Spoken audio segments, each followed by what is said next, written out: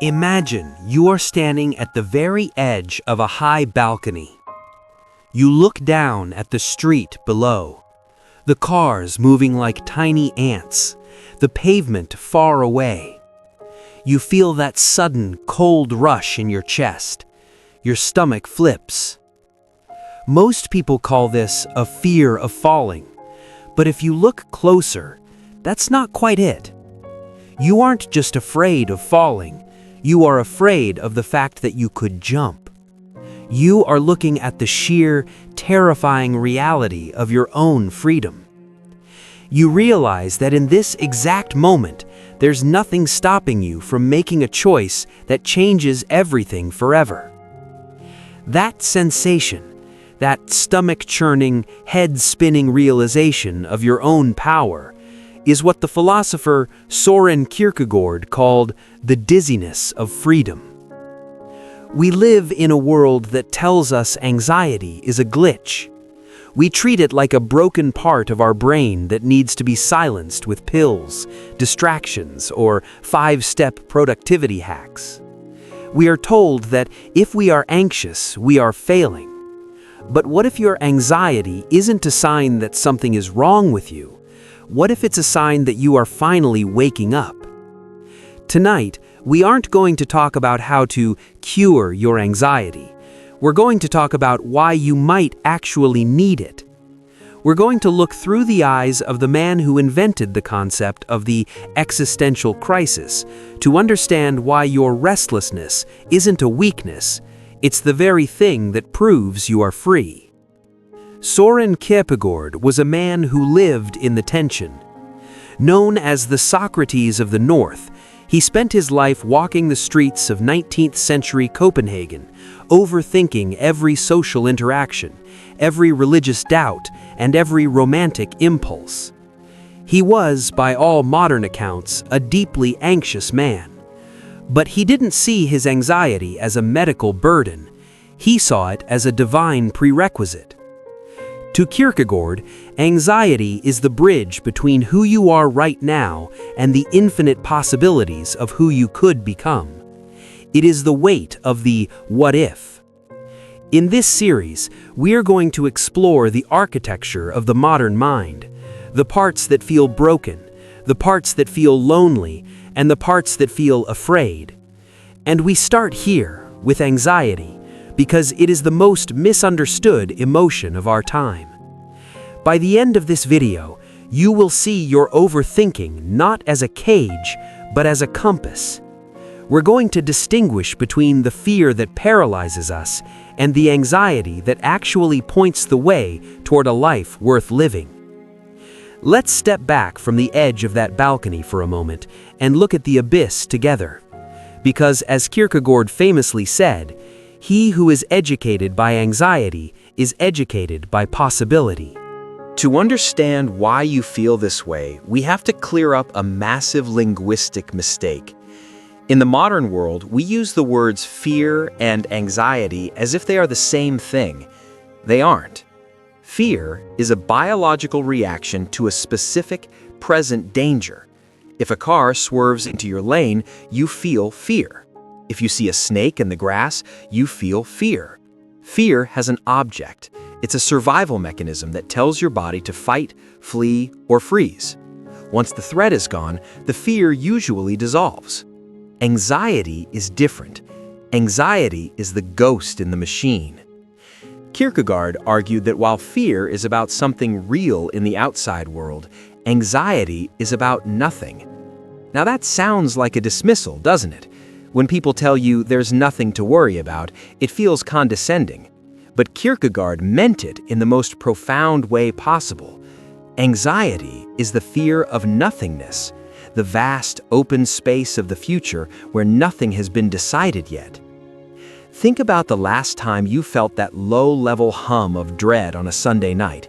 You aren't afraid of your boss specifically. You aren't afraid of a deadline. You are anxious because you realize that your week, your year, and your life are essentially empty vessels that you, and only you, are responsible for filling. Fear is about the known. Anxiety is about the unknown. And here is where it gets heavy.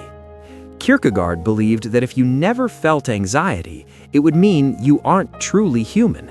A dog doesn't feel anxious about its potential. A rock doesn't worry if it's living its most authentic life. Only a being with a soul, with a consciousness, can look at the nothingness of the future and feel a sense of dread.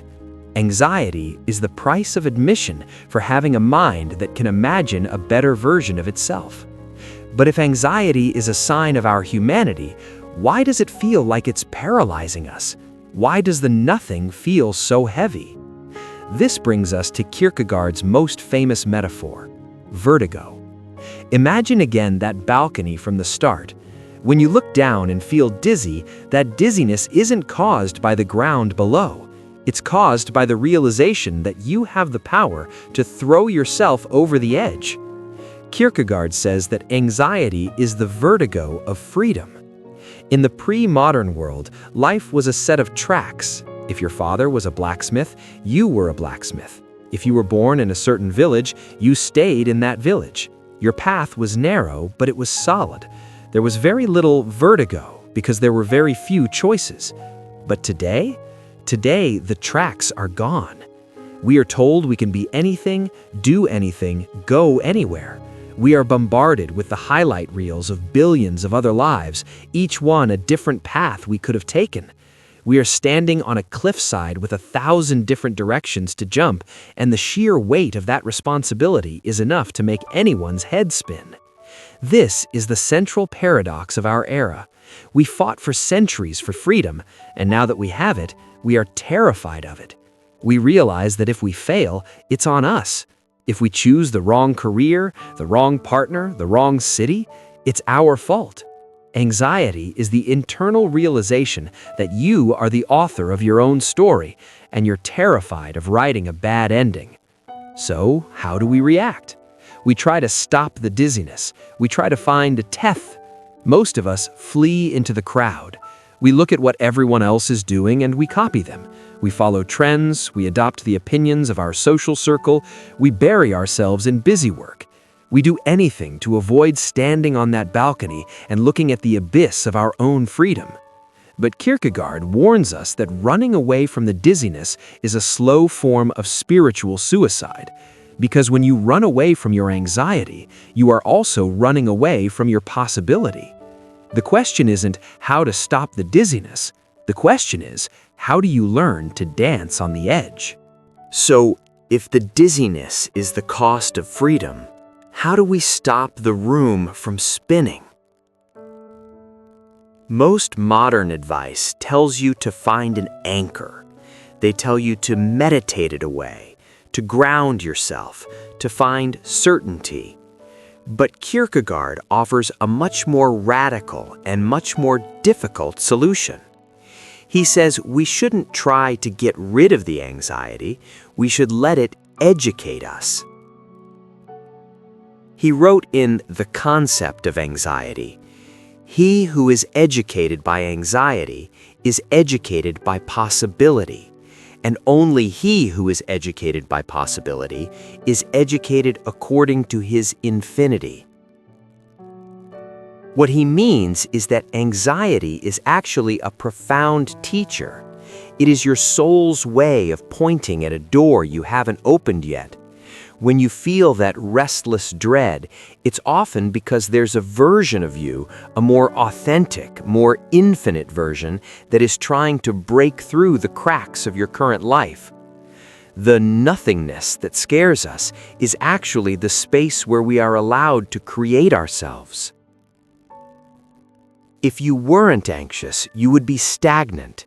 You would be a finished product, a closed book. To be anxious is to be in process. It is the birth pangs of a new choice. Kierkegaard believed there were two ways to fail at this. The first is to be shut up or closeted in your anxiety, to let it paralyze you until you do nothing. The second is to flee into the finite, to become so obsessed with small, trivial tasks and social approval that you never look at the big questions at all. The middle path, the authentic path, is what he called the leap. It's not a leap into a dark hole, it's a leap into commitment. It's looking at the 1,000 directions you could jump, acknowledging the dizziness, and then choosing one path with everything you have. Not because you're sure it's the right path, you can never be sure, but because choosing something is the only way to become someone. Anxiety tells you that everything is possible. Commitment makes one thing real. We live in an age of infinite noise. We are the most connected and free generation in history, and yet we are the most anxious. Tonight, I want you to reframe that hum in your chest. The next time you feel the dizziness, don't reach for your phone to numb it. Don't apologize for it. Instead, recognize it for what it is, the weight of your own potential. You are anxious because you have a choice. You are anxious because you are not a rock or a machine or a set of tracks. You are a human being standing on a balcony looking at a life that hasn't been written yet.